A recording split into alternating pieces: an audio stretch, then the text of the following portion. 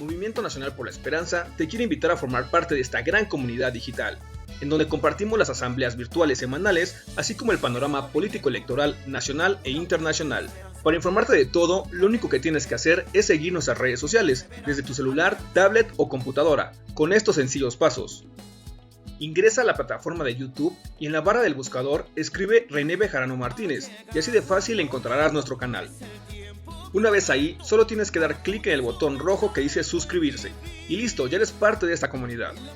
Y recuerda activar la campanita en la opción que dice todas para que te llegue un aviso cada vez que subamos un nuevo video. Así de fácil, juntos estaremos construyendo esperanza por el buen vivir.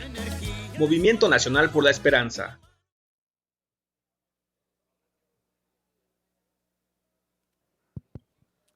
Buenas noches, compañeros y compañeras. Si gustan ir tomando asiento, vamos a dar inicio a nuestra asamblea semanal del Movimiento Nacional por la Esperanza.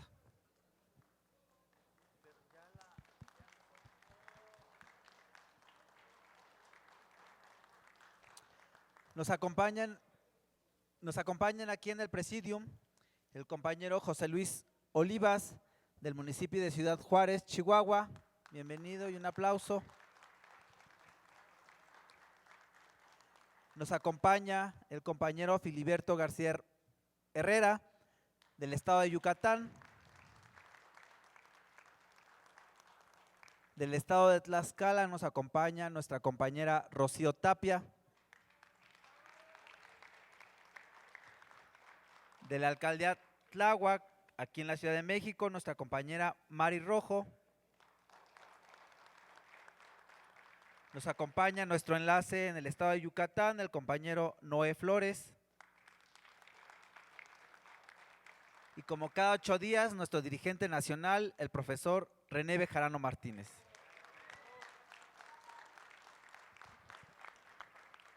Para iniciar con nuestra ronda de participaciones, le vamos a ceder el micrófono a nuestro compañero José Luis Olivas, de Ciudad Juárez, Chihuahua.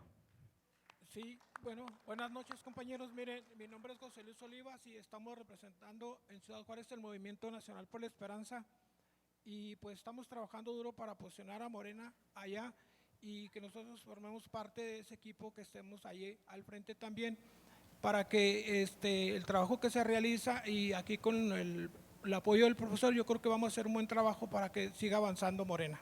Gracias. Muchas gracias, compañero José Luis Olivas. Ahora le cedemos el micrófono a nuestro compañero Filiberto García Herrera, del estado de Yucatán.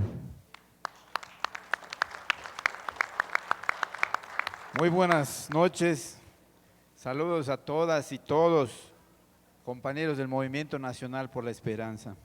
Agradezco a nuestros líderes, al profesor René Bejarano, a la maestra Dolores Padierna por invitarnos a esta asamblea. También a nuestro enlace nacional, a Noé Flores. Profesor René, como bien sabe, estamos conformando comités municipales en el estado de Yucatán y hoy me acompañan diversos compañeros de los municipios de Canacim, de Oscuscap, de Progreso, de Junucmá y de Mérida. También mis amigos, compañeros del sistema cooperativo del estado de Yucatán. Gracias por acompañarme y estamos acá presentes. El año pasado nos honró con su visita en el estado. Tuvimos una asamblea estatal y el producto de esa visita pues es la creación de los comités. Tenemos varios comités que estamos visitando y también el enlace Noé, pues también le agradecemos las giras que tuvimos, intensas pero muy fructíferas. Y en base a ello queremos aprovechar nuestra visita para que usted vaya y le tome la protesta a los comités. Si usted nos considera, el viernes 26 de mayo del presente año, queremos que nos honre nuevamente con su visita. 26 de mayo, si es tan amable, para que en un momento dado llevemos la buena nueva y tengamos el privilegio y sobre todo la toma de protesta de todos los comités del Estado, para que de esa manera sigamos consolidando la cuarta transformación y también sigamos el camino de la esperanza por el bien de todos los mexicanos. Arriba el Movimiento Nacional. Muchas gracias. Muchas gracias, compañero Filiberto García Herrera, y bienvenidos a los compañeros y compañeras que hoy nos acompañan del estado de Yucatán. Ahora le cedemos el micrófono a nuestra compañera Rocío Tapia, del estado de Tlaxcala.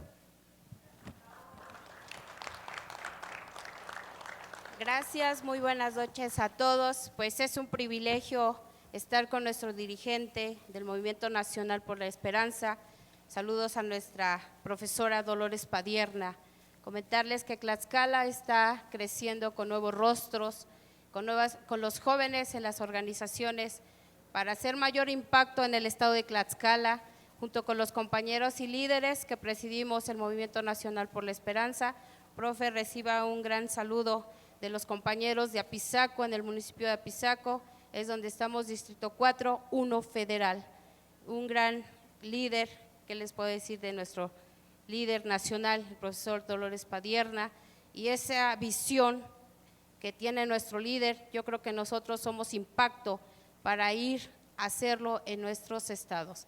Parte de ello es Tlaxcala, yo los invito a todos ustedes a hacer mayor impacto en el movimiento nacional, que así se pueda. ¡Viva el Movimiento Nacional por la Esperanza! Gracias, Rocío Tapia, por este mensaje. Y ahora, nuestra compañera Itzel Ortega no pudo venir por motivos de su onomástico, pero aquí nos manda este video con esta información.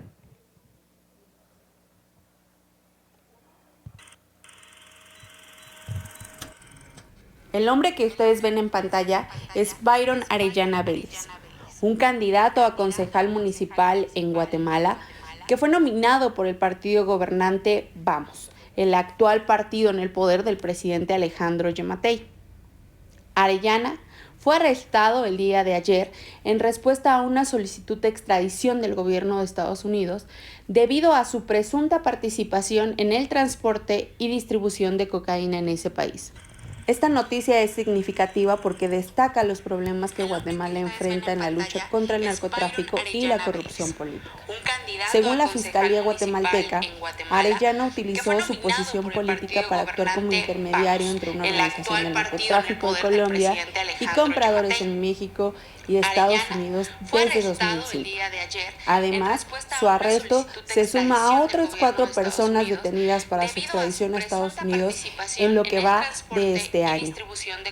Este caso refleja la compleja relación entre Guatemala y Estados Unidos en materia de seguridad y justicia, así como las implicaciones que el narcotráfico tiene en la política y la sociedad guatemalteca. Durante décadas, la derecha ha sido el sector político dominante en Guatemala y ha controlado la mayoría de las instituciones políticas y económicas de ese país.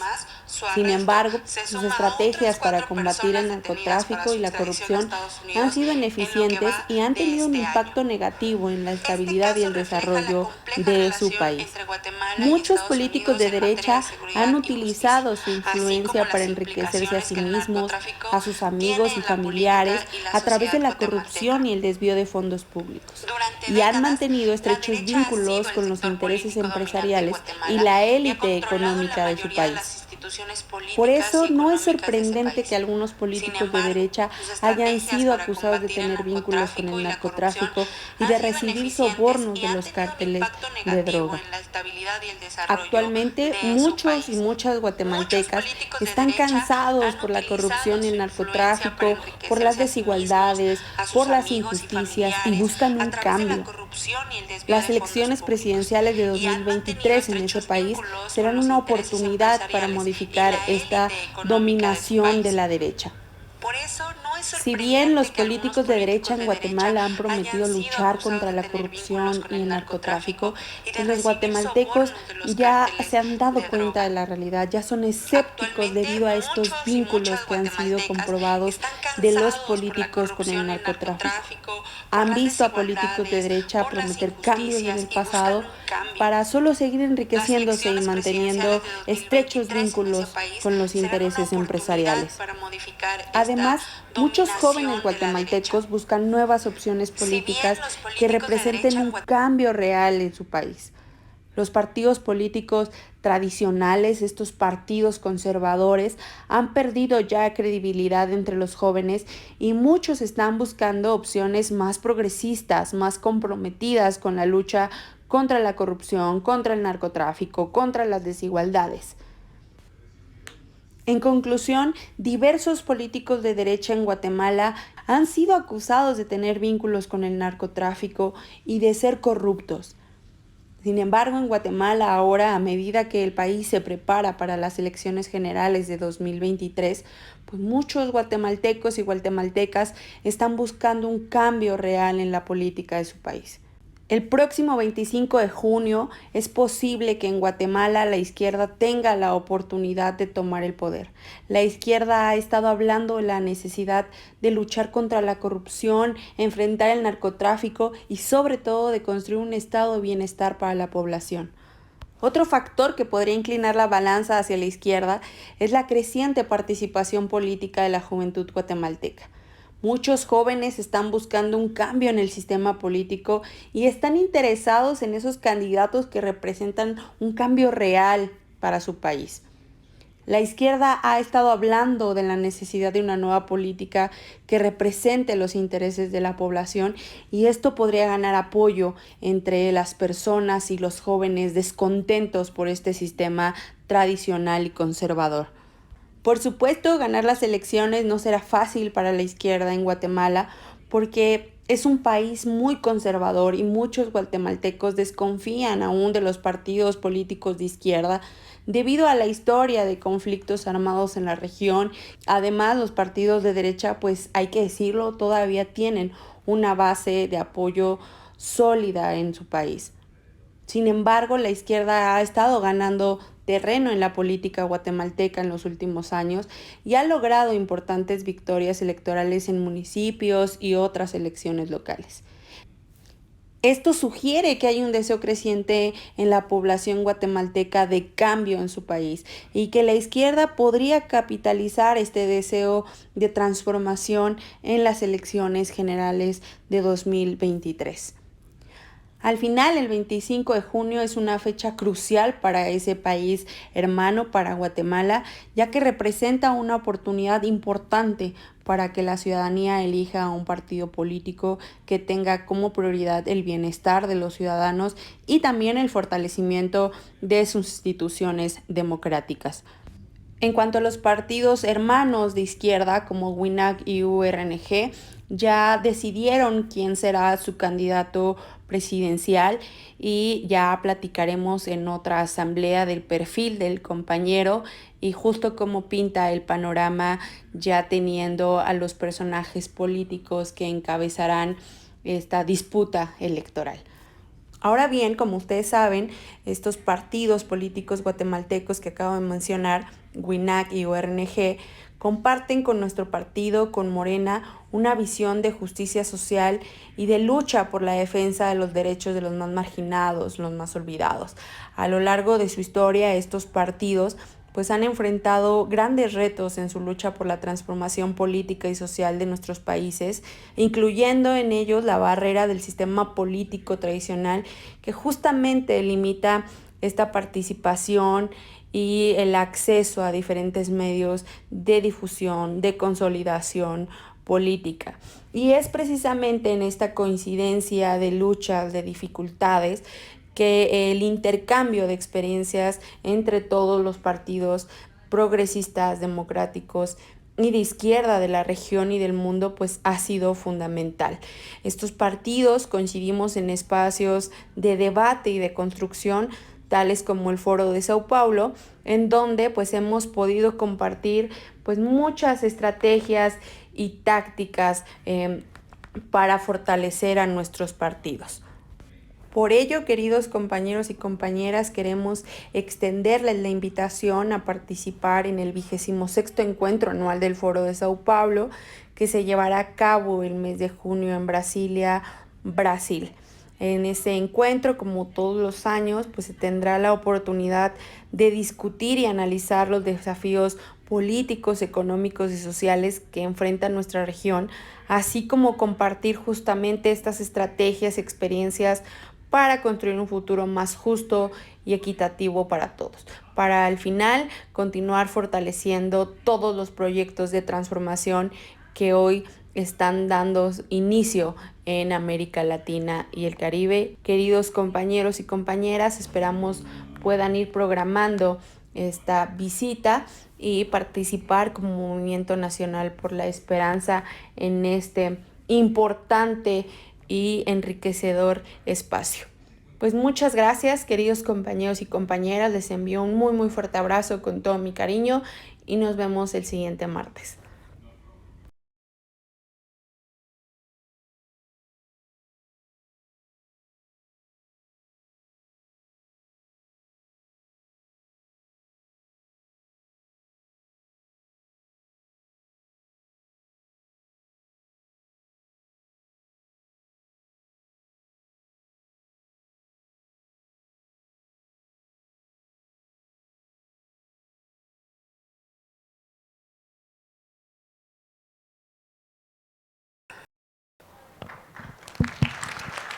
Esta fue la información que nos dejó nuestra compañera Itzel Ortega. Se integran con nosotros aquí en el presidium el compañero Raúl Angulo Martínez, de San Ignacio, del estado de Sinaloa. Un aplauso, por favor. Y también del estado de Sinaloa, pero ahora del municipio de Culiacán, el compañero Osvaldo Miranda Vigueras. Bienvenidos. Ahora le cedemos el micrófono a nuestro dirigente nacional, al profesor René Bejarano Martínez. Gracias. Bueno, gracias, Miguel. Buenas noches, compañeras, compañeros. Me da mucho gusto estar aquí en la Asamblea Nacional Semanal del Movimiento Nacional por la Esperanza, correspondiente a este martes 28 de febrero del año 2023, desde la Ciudad de México. Agradezco mucho la participación aquí en el presidium de las compañeras y compañeros provenientes de varias entidades de la República, específicamente de Sinaloa, de Chihuahua, de el estado de Yucatán, de Tlaxcala, de la Ciudad de México y también de las compañeras y compañeros que están presentes aquí, del Estado de México, de la Ciudad de México y de otras entidades. Muchas gracias por estar aquí en esta asamblea semanal. Hay muchos temas que comentar el día de hoy. El primero se refiere al caso de Genaro García Luna. El presidente, el titular del Ejecutivo, fijó posición al respecto. Reiteró su llamado por una reforma al Poder Judicial, especialmente después de que los ministros del 17º Tribunal Colegiado en materia administrativa del primer circuito de la Ciudad de México ordenaran descongelar las cuentas bancarias de Cristina Pereira, esposa de Genaro García Luna. Además, ha exigido que el expresidente Felipe Calderón aclare si sabía de los vínculos de Genaro García Luna con el narcotráfico. El presidente hizo estos pronunciamientos a lo largo de la semana. El lunes dijo: nombra de secretario de Seguridad a una persona que hace acuerdos con un grupo para perseguir a otros y de ser un funcionario menor se convierte en su brazo derecho y no es capaz Calderón de dar una explicación. El martes dijo el presidente: vamos a ver lo que resulte, nada más que tenemos que ventilarlo todo, porque la vida pública tiene que ser cada vez más pública y vamos a esperar el resultado final del caso. El miércoles mencionó: ¿cuál es la explicación que le vas a dar al pueblo de México sobre el por qué nombraste a García Luna y si sabías o no sabías? Y sobre eso es que queremos información, eso es lo que queremos, esa es la explicación que estamos esperando, dirigiéndose directamente al expresidente Felipe Calderón. El jueves dijo una falta de respeto a las víctimas, decir lo hice, ordené que se usara toda la fuerza del Estado y lo volvería a hacer al estilo Díaz Ordaz, dijo el presidente. Yo soy responsable. Bueno, y se preguntó al presidente, ¿y los muertos y los desaparecidos? Y el viernes dijo López Obrador, de acuerdo con la Constitución, el titular del Ejecutivo nombra a sus secretarios. Calderón también llegó al gobierno impulsado por el PAN, pero bueno, entiendo que eso es una situación difícil para ellos. Y al respecto, conviene hacer estos agregados. Al respecto del Poder Judicial, a raíz del nombramiento de la nueva presidenta de la Suprema Corte de Justicia de la Nación, se han venido presentando resoluciones del Poder Judicial que obedecen a una línea de complicidad con la corrupción, de violación a la ley y de falta de ética y de pulcritud jurídica. No solo es el caso de la esposa de García Luna, también es el caso de la resolución que le descongeló sus cuentas a Luis Cárdenas Palomino, que es o que era el brazo derecho de García Luna y que tiene congeladas esas cuentas por sus vínculos con los actos de corrupción de su ex jefe.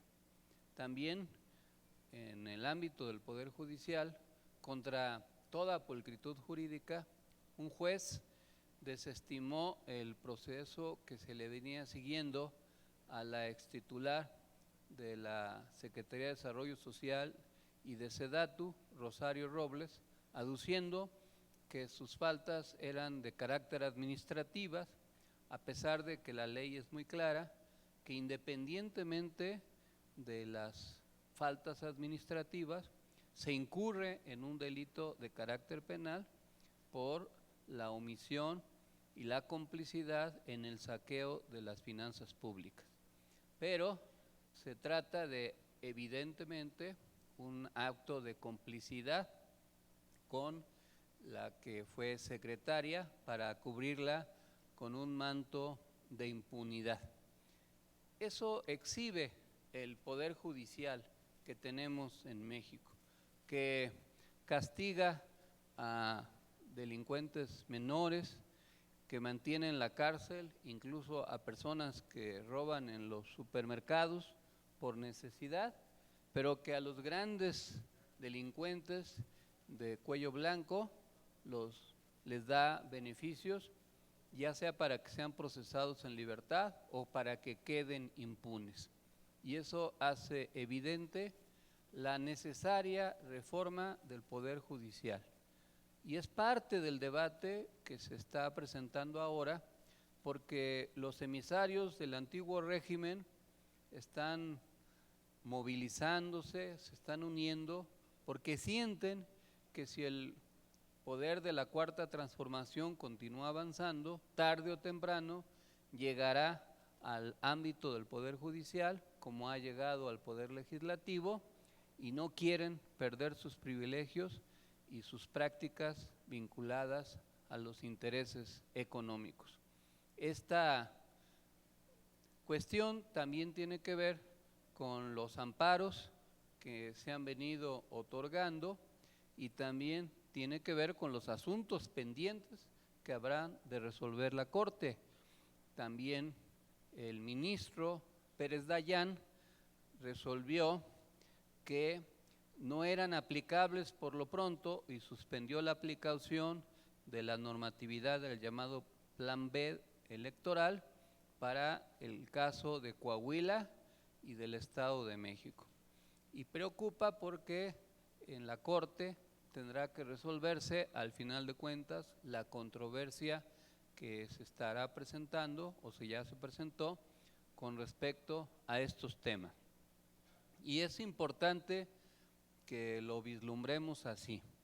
Durante muchos años, tanto el PRI como el PAN influyeron para la composición del Poder Judicial. Por eso es que uno de los convocantes y líderes de la movilización del pasado domingo es el ministro Cosío, quien representa justo los resolutivos que la Corte emitió para dejar impunes crímenes como el de la guardería ABC, como la represión en Atenco. Eso es lo que está en juego.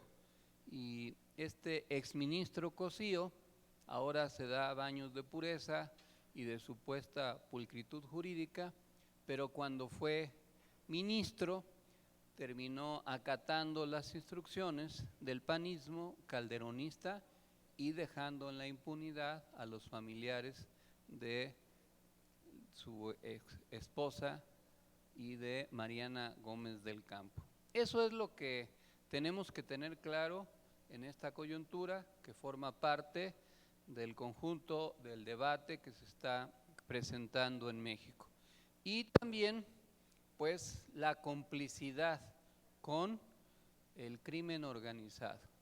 Ahora resulta que se les revirtió su campaña de desprestigio en contra del presidente López Obrador, porque en una visita que hizo a Badiraguato se acercó a saludar a la mamá del Chapo.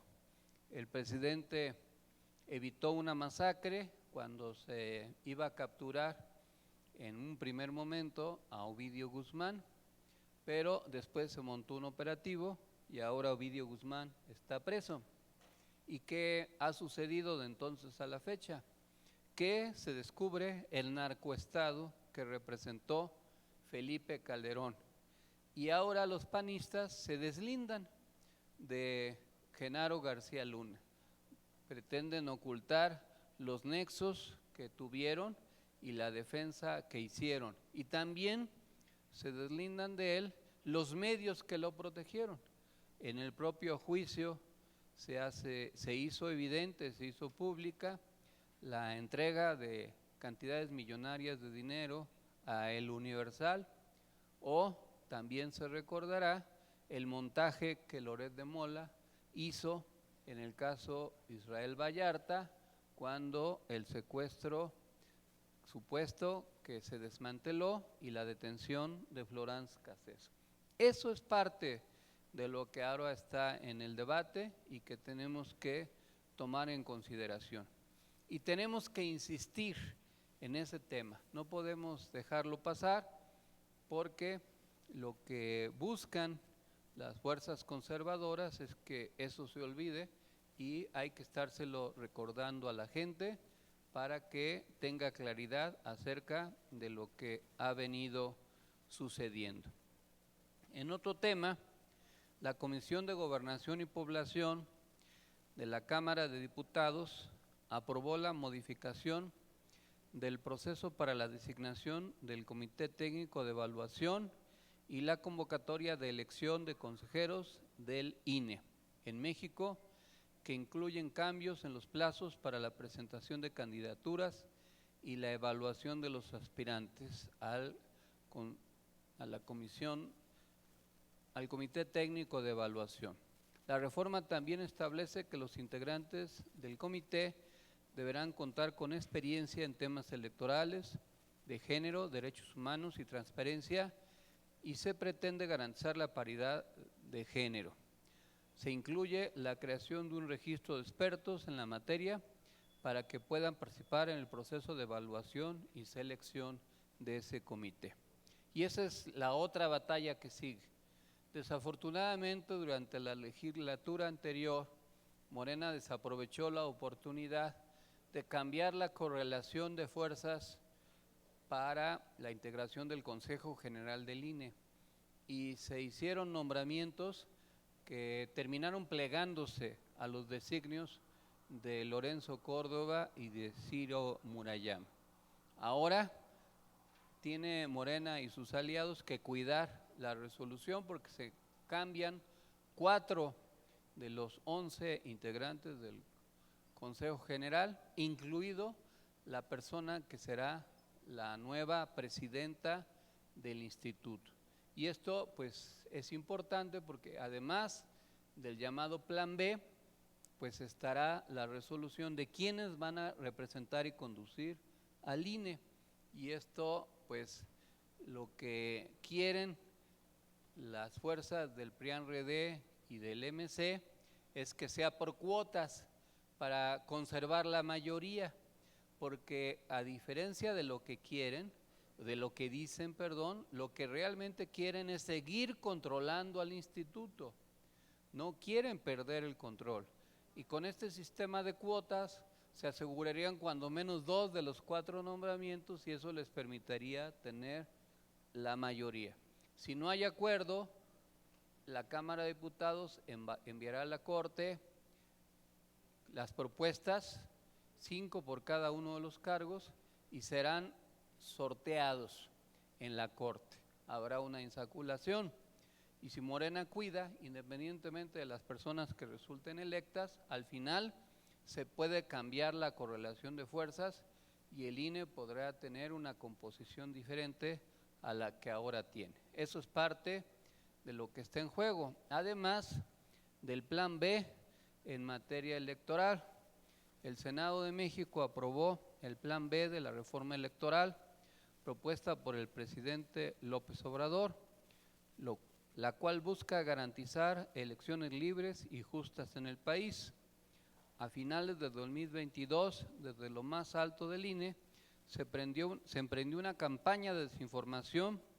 Por ello, en el siguiente documento que les vamos a mandar a los chats, se presenta la verdad histórica y jurídica del Plan B. Y ahí tienen en la pantalla y se les mandará toda la explicación de las mentiras acerca de lo que realmente representa el Plan B. Sería muy largo aquí en esta presentación leer cada una de las tablas que se les están presentando, pero si ustedes las revisan, se desmonta las mentiras acerca del llamado Plan B. Y lo que les sugerimos es que ustedes lean y expliquen realmente de qué se trata, porque se han difundido mentiras acerca de este tema, como por ejemplo que se pretende desaparecer al INE o que se pretende suprimir los votos, o hasta absurdos como que lo que se pretende es organizar la reelección de López Obrador y muchas patrañas que no tienen nada que ver con la realidad. La mejor manera de desmontar estas mentiras es explicarle a la gente lo que realmente significa. Vamos a estar atentos también a que el presidente de la Cámara de Diputados, el panista Santiago Krill, firme la minuta, porque hasta hoy no había firmado la minuta que ya le habían mandado desde el Senado, y al no firmarla no se puede promulgar, es decir, el Ejecutivo no lo había promulgado, y hubo un exhorto desde el Senado para que lo hiciera. El panista no puede dejar de firmar porque él está obligado a respetar las posiciones de la mayoría. No es el coordinador parlamentario del PAN, es el presidente de la mesa directiva de la Cámara de Diputados y la mayoría ordenó esa publicación y él tiene que acatarlo. Si no lo hace, se estará exponiendo a que al final el propio Pleno de la Cámara lo destituya por desacato y se nombre a otra persona. Esta semana, el domingo, se hizo la marcha supuestamente en defensa del INE. Al respecto, nuevamente vimos una concentración de personas a las que no les moviliza la construcción de oportunidades para todas y todos, sino la desinformación e ideologías de superioridad como el clasismo, el racismo, entre otras formas de discriminación. En la marcha se observó que los opositores siguen buscando infundir miedo con los discursos baratos de hace años, según el cual alertan de que nos vamos a convertir en Venezuela, que AMLO quiere reelegirse, que Morena se quiere robar las elecciones, y no entienden que hay un pueblo informado que ya no les cree. Fue evidente la desinformación con la que fueron llevadas las personas asistentes a la marcha en supuesta defensa del INE, que defiende el INE salarios millonarios, lujos y derroche, intereses empresariales, corrupción, todo menos una democracia participativa. La transformación va por buen camino. Antes predominaba la indiferencia y el desinterés por los asuntos políticos y se censuraba la manifestación. Así se cometieron los peores atropellos. Hoy tenemos un pueblo politizado que no se deja engañar y tenemos garantizada la libre expresión, dijo el presidente. Dijo, la marcha de ayer, lo dijo el lunes, usó el pretexto de la defensa del INE, pero en el fondo sabemos que fue una concentración de quienes se oponen sistemáticamente a toda propuesta del presidente Andrés Manuel, porque aún no aceptan haber perdido sus privilegios. Y un ejemplo es que más de 16 millones de pesos se llevarán Lorenzo Córdoba y Ciro Murayama al terminar su encargo en el INE. La mayoría de los mexicanos no ganarían esa cantidad de dinero ni en toda una vida de trabajo. Valdría la pena mencionar, además de lo ya dicho, algunas otras reflexiones acerca de la pasada marcha. Lo primero es que el PRIAN-RD se disfrazó de movimiento ciudadano, negaron sus colores y se vistieron de rosa. Pero la mayor parte de las estructuras que se movilizaron pertenecen a esos partidos. Pero es tal el descrédito de esas organizaciones políticas que prefieren negar su propia militancia.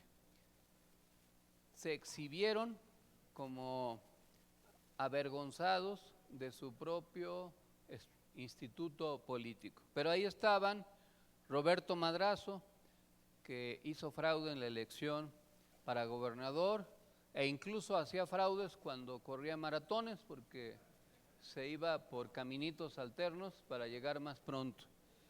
Ahí estaban los panistas de diverso cuño, de diverso signo, ahí estaban los chuchos, ahí estaba Alito Moreno, ahí estaban todos los personajes de la dirección política priista y movilizaron a su base partidista, pero la disfrazaron de rosa para hacerlo aparecer como una movilización exclusivamente ciudadana. No se descarta que haya ciudadanos que hayan acudido, pero la inmensa mayoría de ellos son militantes de esos partidos políticos o de la derecha conservadora, alguna de ellas reaccionaria. Tenemos que explicar que de eso se trató y que tenemos claro el objetivo político, que es el golpeteo y tratar de descarrilar a la Cuarta Transformación. Pero no nos debemos confiar, como lo dijo el presidente, no debemos subestimar a los adversarios, porque no son solo los que se movilizaron, son un conjunto de intereses económicos, políticos y sociales que se han articulado para tratar de evitar que tenga continuidad la Cuarta Transformación. Ahí están los jeques mediáticos, la mayor parte de los medios de comunicación de diverso signo convocaron, se volvieron parte militante para convocar a esta movilización y la ensalzaron. Le dieron foro y se hicieron eco de sus consignas y de los ataques hacia la Cuarta Transformación. Añoran los privilegios que recibían en el pasado.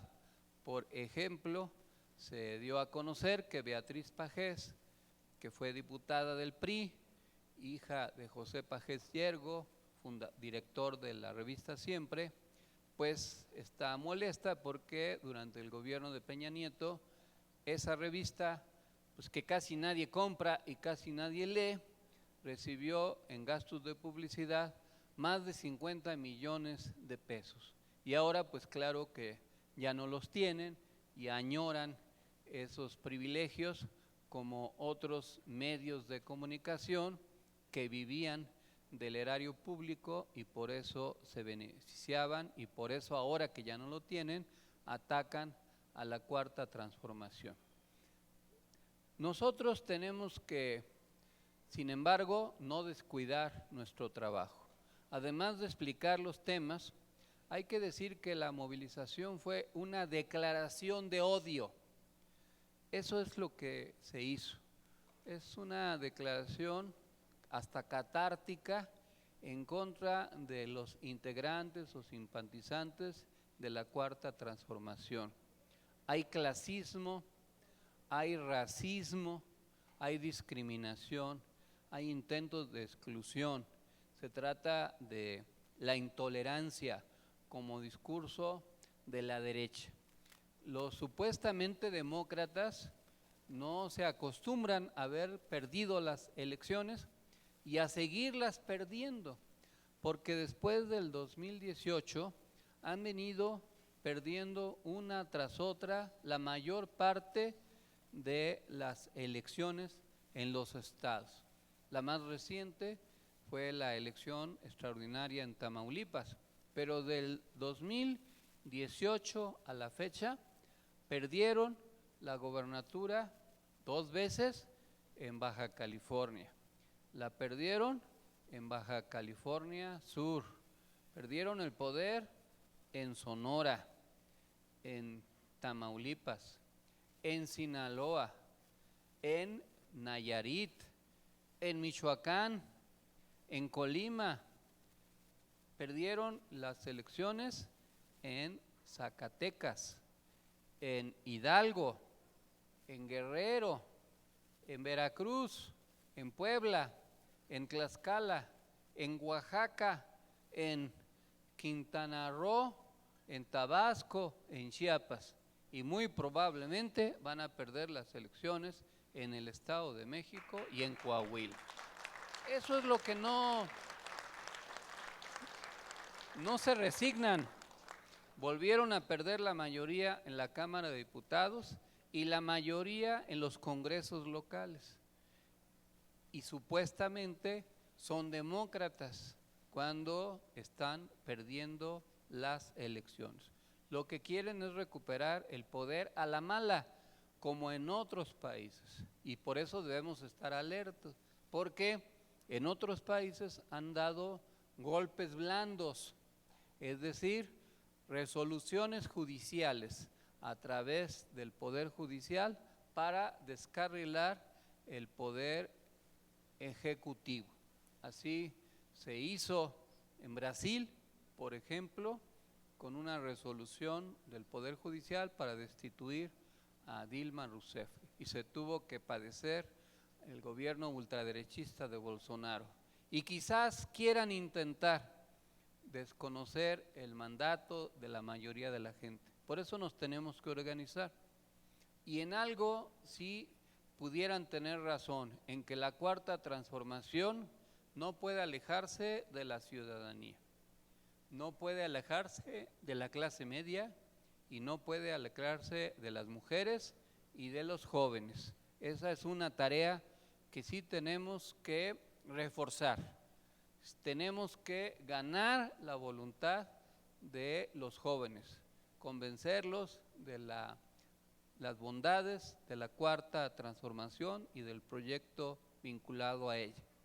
Tenemos que señalar que la Cuarta Transformación es feminista, sin ambajes, sin dudas, y que defendemos el derecho de las mujeres como necesidad estratégica para el empoderamiento. También la Cuarta Transformación no es enemiga de la clase media, al revés. Queremos una sociedad en donde los que no son de la clase media, que son pobres, puedan hacer o ser de clase media y que la clase media pueda seguirlo siendo.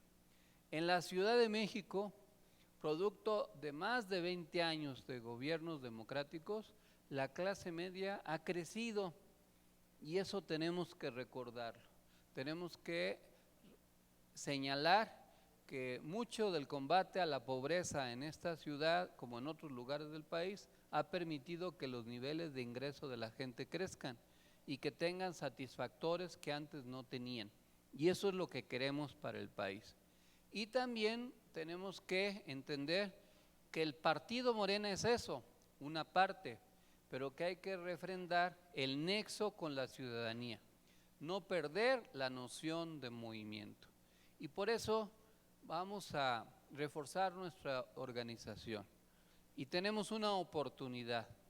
Si bien hubo una movilización el pasado domingo, tenemos la oportunidad el día 18 de marzo, que es emblemático para movilizarnos nuevamente en todo el país para refrendar los valores del proyecto nacionalista, democrático y progresista de México, en el marco de lo que ha venido cambiando también en ese sector energético. En estos días se da a conocer que por primera vez en muchos años Pemex tiene ganancias. Era un absurdo lo que venía pasando en México. La empresa más lucrativa del Estado tenía enormes pérdidas. Ahora, por primera vez en muchos años, ya obtiene ganancias y va a seguir avanzando en esa materia. Y eso se trata de hacerlo irreversible. Así es que desde ahora estamos a 18 días de la gran movilización del 18 de marzo que conmemora la expropiación petrolera de 1934. Convoquemos a la gente, no importa que sea o no de Morena, lo que importa es que comparta el proyecto de la Cuarta Transformación y que se vea el tamaño de la fuerza progresista, democrática y de izquierda en México. ¿Lo vamos a lograr? Sin duda.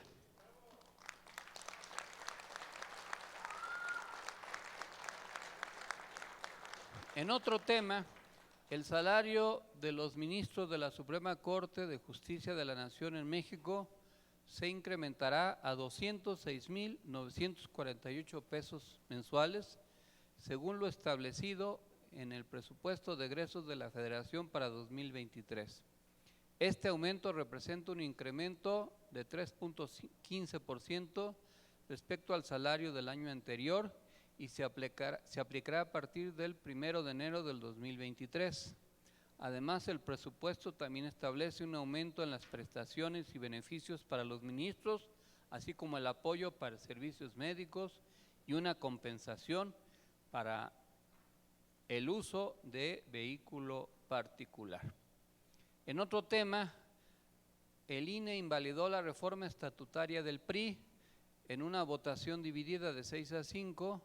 La reforma en cuestión buscaba cambiar la forma en que se eligen a los candidatos a cargo de elección popular dentro del partido. Los consejeros electorales que votaron en contra argumentaron que esta reforma podría violar la Constitución y la Ley General de los Partidos Políticos al permitir que un grupo pequeño de militantes decidiera quiénes serían los candidatos del partido en lugar de someter la elección a votación de la base militante. La decisión del INE puede ser impugnada por el PRI ante el Tribunal Electoral del Poder Judicial de la Federación. En otro tema, Elon Musk, dirigente CEO de la compañía, o sea, el director de la empresa de la compañía estadounidense de tecnología y energía Tesla, confirmó en una llamada telefónica con el presidente de México, Andrés Manuel López Obrador, que planea invertir en el país. Según López Obrador, Elon Musk no especificó cuánto invertiría, pero dijo que sería para construir infraestructura para la carga y distribución de vehículos eléctricos en México. La inversión de Tesla en México podría ser una señal de creciente interés en el mercado mexicano de vehículos eléctricos y una posible oportunidad para la transición hacia una economía más sustentable. Ya se había difundido por algunos medios la falsa noticia de que Tesla se retiraba de México y se tuvo que aclarar que se va a invertir no solo en Nuevo León, sino en otras entidades y que esto va a generar muchísimos empleos. La preocupación de la inversión en Nuevo León, particularmente en Monterrey, tiene que ver con las dificultades hídricas que existen en el estado. Recuerden que este año pasado hubo muchos problemas, escasez de agua, y la industria que se va a instalar pues tiene que asegurar que haya suficiencia para que no se genere un problema mayor para la población. Pero entiendo que se llegó a un acuerdo y eso está bien para México, y eso es otra cuestión que hay que revertir. La derecha dice que México está muy mal, pero un ejemplo de que no es así es que no solo no ha disminuido la inversión extranjera directa, sino se ha incrementado, y esa inversión extranjera directa está llegando de muchos países y el caso de Tesla es un ejemplo. El otro tema es la petición de extradición que el gobierno norteamericano hizo de Ovidio Guzmán. El gobierno de Estados Unidos formalizó una petición de extradición de Ovidio Guzmán López, hijo del narcotraficante Joaquín El Chapo Guzmán, ante el gobierno de México. La petición de extradición de Guzmán López está relacionada con cargos por narcotráfico y lavado de dinero presentados en una corte de Nueva York. El gobierno de México no ha emitido una respuesta oficial sobre la petición de extradición y estaremos atentos a lo que suceda al respecto, porque el temor que existe tanto de los exgobernantes que estuvieron con Fox como con Calderón es que se den a conocer los vínculos no solo de Genaro García Luna, sino de otros muchos funcionarios con el crimen organizado. Como ya lo explicó la compañera Itzel en su mensaje, pues es el caso también del candidato guatemalteco, el candidato a concejal municipal del partido de gobierno Vamos de Guatemala, Byron Arellana Vélez, fue capturado en respuesta a una solicitud de extradición por parte del gobierno de Estados Unidos. Arellana está acusado de conspirar y utilizar su posición política para transportar y distribuir cocaína en Estados Unidos. Según la Fiscalía guatemalteca, actuó desde 2025 como intermediario entre una organización de narcotraficantes de Colombia y compradores de México y Estados Unidos. Se ha convertido en la quinta persona que Guatemala detiene con fines de extradición hacia Estados Unidos en lo que va del 2023. Y esto es una constante. Recuerden que también en Honduras se detuvo al expresidente Orlando Hernández cuando dejó el poder por lo mismo, por la complicidad con los cárteles de la droga de diversos países, y esto es parte de lo que quiere negar la derecha, que se resiste a que las fuerzas progresistas sigan avanzando en nuestro país. En otro tema polémico sin duda, el presidente López Obrador envió una carta al presidente de Nicaragua, Daniel Ortega, en la que expresó su preocupación por la situación política y social en el país centroamericano. En la carta, López Obrador hizo un llamado al diálogo y a la búsqueda de una solución pacífica a la crisis. También señaló que México no intervendrá en los asuntos internos de Nicaragua y que respetará la soberanía del país. La crisis política en Nicaragua ha llevado a una creciente presión internacional sobre el gobierno de Ortega y algunos países han impuesto sanciones económicas y políticas. Este sin duda es un tema polémico porque el conjunto de medidas que ha tomado el gobierno de Daniel Ortega pues ha afectado su imagen y ha puesto en tela de duda su legitimidad democrática. Y las derechas han aprovechado para enderezar toda una campaña en contra de la izquierda latinoamericana. Sin embargo, hay que ser claros. El presidente lo que busca es no ser utilizado por la derecha al criticar al gobierno de Nicaragua, y por eso envía una carta.